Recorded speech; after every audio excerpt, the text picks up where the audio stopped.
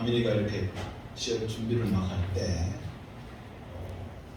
어떻게 나온 건지 잡코리아 이런 취업 사이트에 이렇게 한번 들어가 보게 되었습니다. 사람을 구하는 광고들이죠. 또 구직자도 있죠. 그런데 요즘 취업도 힘들죠.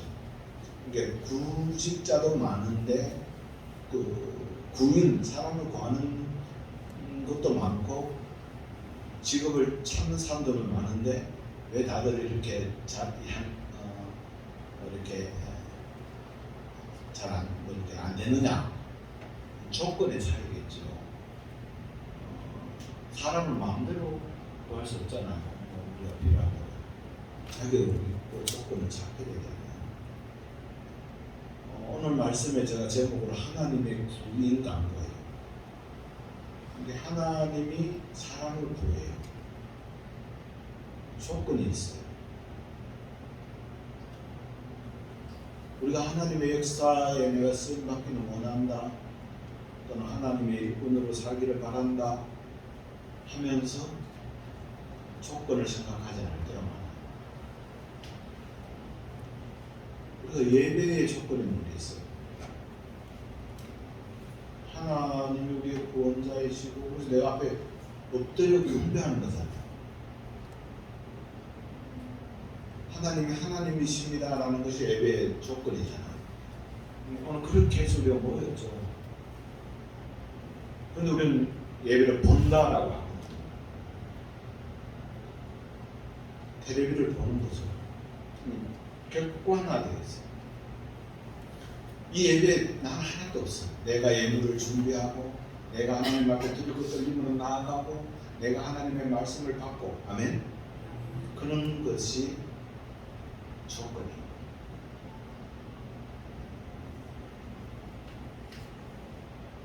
오늘 말씀에 1절에 보면은 1절을 우리 다시 한번 돌아가 볼까요? 한번 읽어볼까요? 시작. 너희는 예루살렘 거리로 빨리 다니며 그 넓은 거리에서 찾아보고 알라. 내가 만일 정의를 행하며 주기를 구하는 자를 한 사람이라도 찾으면 내가 이 성읍을 용서하리라. 하나님께서 찾고 계신 사람이 한 사람이라도 있으면은 내가 이 성읍을 용서하겠다. 우리 잘 봤던 거죠. 의인 10명을 찾고 50명 찾고 이렇게 결국 이렇게 되어가는 것 같잖아요. 한 사람이라도 찾으면 내가 이 성읍을 용서하리라. 그런데 우습죠? 없어요. 이게 우리가 잘 아는 대로 에레미야잖아요. 이스라엘이 남유다 북이스라엘로 통일 이스라엘에 있다가 솔로몬 이후에 남유다 북이스라엘 남유다로 갈라지잖아요. 북이스라엘은 BC 586년에 아시리아에게 멸망되죠. 남유다도 이게 지금 에레미야는 남유다 시대거든요. 586년인가 그때 돼서 망하죠. 그런데 보십시오. 북이스라엘이 왜 망했느냐? 같은 북이스라엘이 우리가 뭐 성지순례 가보시고 계획하시는 분들 얘기했지만 조그마한 나라인데 딱 나눠져 있다가 다른 북이스라엘 남유다로 갈라졌는데 북이스라엘이 먼저 망했어요. 그 망한 이유는 볼 수 있잖아요. 우리가 이러잖아요. 뭐 어떤 사람이 저 집 이야기에서 저 집 남자가 도박에 손을 대가지고 망했대. 그 도박이 원인이잖아요. 그러면서 정작 우리들도 도박을 하잖아요. 저는 그런 도박들을 이게 고스톱 치고 노름하고 그런 도박 안 한다. 근데 삶을 하나님 아니면 다른 곳에 두고 있잖아요. 이스라엘이 마찬가지예요. 북이스라엘이 망하는 것을 보고 깨닫고 반면교사로 삼아야 되는데 그렇게 하지 않죠. 우리들도 같은 믿음의 공동체 안에서 또는 우리가 가족 공동체 안에서도 보고 저렇게 살아야 되겠다, 저렇게 살지 말아야 되겠다, 반면교사로 삼아야 되는데 그렇게 하지 않잖아요. 왜? 자기한테는 그런 일이 안 올 줄 알거든. 우리는 또 그때 되면 또 극복할 줄 알거든.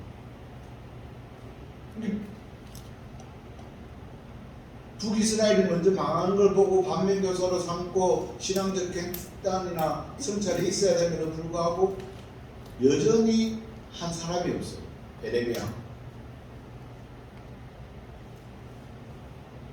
그러니까 예를 들어서 에레미야가 하나님의 말씀을 전하는 예언자로 딱 받아가지고 이 이스라엘에 내가 찾는 한 사람이라도 있으면 내가 멸망하지 않겠다라는 1절의 말씀을 딱 듣고 에레미야가 굉장히 기뻤을 거예요. 한 사람이라도 없겠나? 한 놈은 있겠지. 그런 거잖아요. 한 사람은 있겠지. 우리가 막 사회에 썩었다 하지만은 한 사람이라도 안 있겠나? 물론 있죠. 그런데 정작 나가보니까 아니더라는 거죠. 결국 어떻게 됩니까? 이 에레미야의 말씀을 좀 듣고도 깨닫지 못해서 결국 남유다를 멸망하죠. 포로로 끌려가죠. 70년 동안. 그래서 에레미야 애가잖아요. 에레미야가 부르는 슬픈 노래잖아요. 한 사람이 중요한데요. 그 한 사람이 저와 여러분이 될 수 있기를 주님의 이름으로 축복합니다. 우리가 역사의 뒤로 보면 참 한 사람, 히틀러라는 한 사람 때문에, 또 아담이라는 한 사람 때문에, 또 종교의 타락이 있을 때 루트라는 한 사람 때문에, 또 우리 나라의 이순신, 김구라는 사람 때문에, 이 한 사람, 또 우리 교회의 여러분 각자의 한 사람 때문에, 또 여호수아 다니엘 같은 순결한 한 사람 때문에, 그렇게 한 사람 때문이라는 게 있고 사람 1인을 지칭하는 것이 아니지만 그러한 선한 영향력 때문에 그만큼 한 사람이 중요한데, 우리 교회도 여러분 가정도 내가 빠지면 되겠지, 그런 마음들을 다 같이, 그런 생각들은 쉽게 누룩처럼 던집니다. 예배 시간 내가 안 지키도 다른 사람 오겠지, 다 봅니다. 이런 것들이 상당히 중요해요. 또는 내가 내 혼자 하면 되겠냐? 아니, 하십시오. 그만큼도 종교가 있습니까? 토요일 날 명육구 하나 누르고 들어서 교회 책수도 좀 해놓고 가시고요. 다 괜찮습니다. 들고 갈 거 아무것도 없습니다. 우리 집에 금 하나 없습니다. 그러니까 그런 것들을 우리가 하는 선한 영향들이 중요하죠. 그런데 왜 한 사람이 중요하냐? 왜 하나님이 에레미야에게 그걸 이야기하느냐라는 것을 한번 돌아보게 합니다. 이게 여러분, 침묵하는 자도 범죄입니다. 예전에 제가 우리가 바울이 이고니온과 루스드라에 가서 결국 돌에 맞아 죽었을 때 바울 보고 나쁘다라고 바울을 죽이라고 했을 때 침묵했던 예수 믿는 사람들에 대해서 설교를 했습니다만, 침묵이 방조가 엄청난 죄입니다.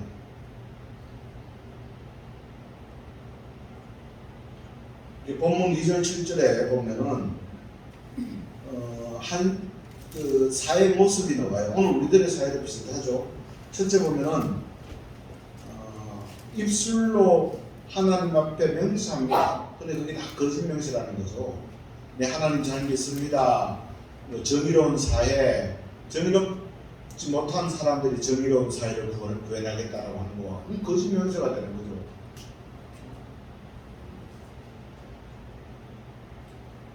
돈 앞에 무너지는 정의, 이런 것들. 그러니까 실상은 거짓 명시라는 거죠. 즉 삶이 없다는 거죠. 두 번째 보면은 선지자의 예침도 외면하죠. 그러니까 에레미야가 또는 많은 사람들이 나가서 3절을 한번 읽어보면은, 3절 한번 읽어볼까요? 우리도 책에 준비되어 있습니다. 시작. 여호와여, 주의 눈이 진리를 찾지 아니하시나이까? 주께서 그들을 치실지라도 그들이 아픈 줄을 알지 못하며 그들을 멸하실지라도 그들이 징계를 받지 아니하였고 그들의 얼굴을 바위보다 굽게 하여 돌아온 얼씨가의 분노. 그러니까 선지자가 이렇게 예를 들어서 오늘 여러 가지 목회자의 설교라든지 연자직 사명하는 것을 이야기 들으면은 찔림을 받는 게 아니고 외면하는 거죠. 외면하는데 네가 뭔데? 라고 하는 거죠. 네는 뭔데? 이렇게 듣는 거죠. 요 3절을 공동번역은 어떻게 번역되어 있냐면은 이렇게 되어 있어요. 야훼께서 눈여겨 찾으시는 것은 신용을 지키는 사람인데 이 백성은 얻어맞으면서도 아픈 줄을 모릅니다. 죽도록 맞고서도 타이르시는 말씀을 뒷전으로 흘려버립니다. 얼굴에 쇠가 죽을 쓴 것들 도무지 하나님께 돌아올 생각을 하지 않습니다. 뻔뻔하다는 거죠. 하나님의 법을 알지 못한다라고 4절에 이야기합니다. 그러니까 거짓 명시하고 잘못된 삶을 살면서 그것을 이야기하면은 니나 잘해라. 나는 괜찮다. 나는 평생 살 것처럼 그렇게 생각하는 거죠. 그 다음에 더 나아가서는 세 번째 보면은 지도자들도 타락하고 있습니다. 그러니까 이스라엘 사회라는 것이 제사장, 서기관 이런 게 있잖아요. 제가 오늘 아침에 여러분들한테 보낸 문자에 이 포로로 끌려갔던 사람들 중에서 제사장들도 있죠. 예를 들어서 다니엘 같은 사람들은 끌려가서 하나님의 말씀을 잘 지키고 총리가 되고 이렇게 하지만 제사장, 서기관들 다 끌려가서 그 사람들이 어떤 사람들입니까? 다들 지도자들이잖아요. 근데 그들이 돌아올 때 이름이 없다라고 했잖아요. 곧 끌려가서 70년 동안 끌려가면서 그들의 본분을 정체성을 잃어버렸다는 말이에요. 하나님이 에덴 동산에 와서 선악과를 따먹은 아담과 하와에게 내 이름이 뭐냐 물어요. 하나님 몰라서 물었겠습니까? 예를 들어서 성경대로 하면 한 사람밖에 안 만들었는데 인구 토탈 전 세계 1인데 네 정체성이 뭐냐? 아담아, 네 이름이 뭐냐? 아담이잖아요. 아담이라는 뜻이 뭐예요? 너 흙으로 지어진 존재. 하나님 아니면 살 수 없는 존재라는 거죠. 그런데 우리들이 지도자잖아요. 내가 아버지잖아. 어디 가면 장모님이잖아요. 집사잖아요. 교수잖아요. 사장이잖아요. 대표잖아요. 그럼 지도자예요. 그런데 내가 정체성이 없어요. 타락했어요. 내 이름에 걸맞는 삶의 모습들이 사라져 버렸어요.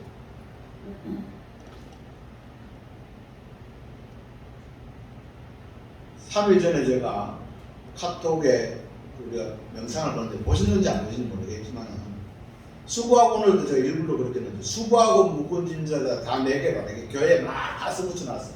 어느 교회 가도 막 돌아가면서 그거 그냥 의심으로 와서 메시 앞에 엎드리면 다 된다. 아닙니다. 그게 무슨 아멘이에요.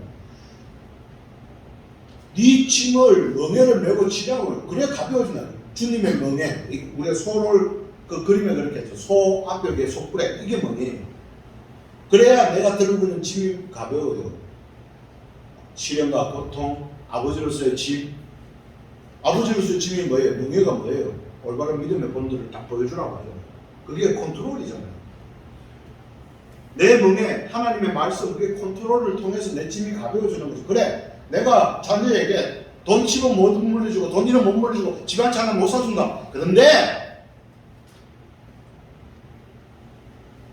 믿음만은 하나님 붙들고 살아있는 것만은 보여준다.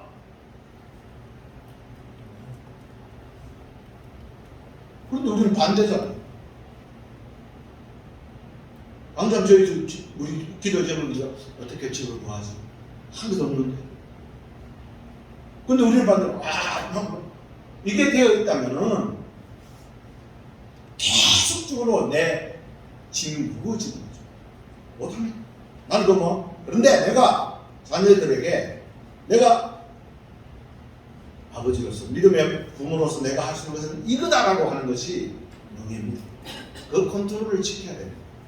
그럼 우리는 무엇을 중요시하고 있는지, 나이가 70, 80이 있으니까 되고 그런 것들이 아니고 우리 다시 한번 깨달아야 돼요. 지도자들이 타락됐어요. 정치하는 사람들만 타락해서 아니에요. 걔들요, 뭐 걔들 그만 맞으면 타락, 우리보다 더 교활합니다. 근데 뭐 옆에 왜 우리를 조종할 수 있다고 생각하잖아요. 그럼 또 조종 다 하잖아요. 타락이.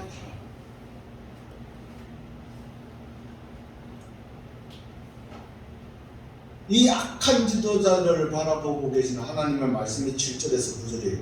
보복이에요. 이 보복이 뭐 그냥 뭐 가다다리 부르시고 그런 거겠습니까? 살아도 산 사람이 아닌 것이에요.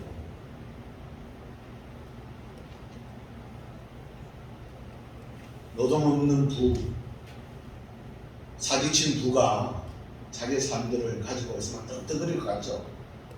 괴로워요. 반드시 너희를 심판하겠다는 거예요.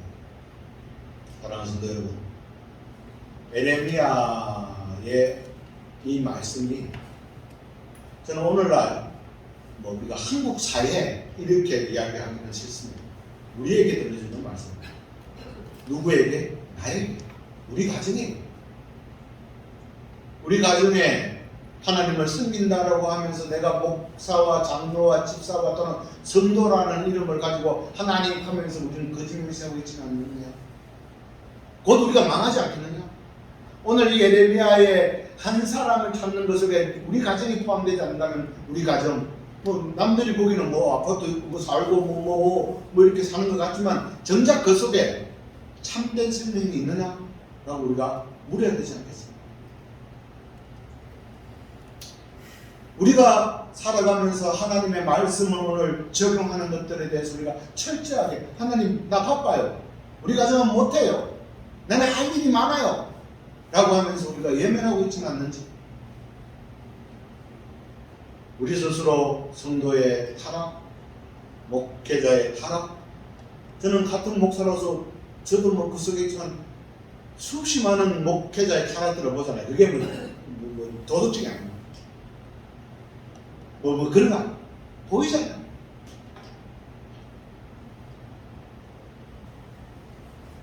주 예수여 어서 오시옵소서. 마라나타, 주여 오셔서 우리를 심판해야 됩니다. 한국 교회를 심판해야 되고, 왜? 한 사람이 어떻게 돼요? 오늘 에레미야의 간절한 사전에 주님, 우리가 가슴 손을 얹고 대답해서 손을 얹고 한번 해봅시다. 자, 주님, 제가 있습니다. 주님, 제가 하겠습니다. 이런 교육단들이 있으면 우리는 오늘 하나님 앞에 큰 영광을 드리는 것입니다. 기도하겠습니다. 아버지 하나님, 에레미야의 예측을 듣고 옛날 시대니까 나는 아니겠지라는 것이 아니라 우리를 부르시는 하나님의 음성님을 깨달아 우리 가정이 내가 할 수 있는 일을 행하는 거룩한 한 사람으로 세워 주옵소서. 감사드리며 예수님 이름으로 기도드립니다. 아멘.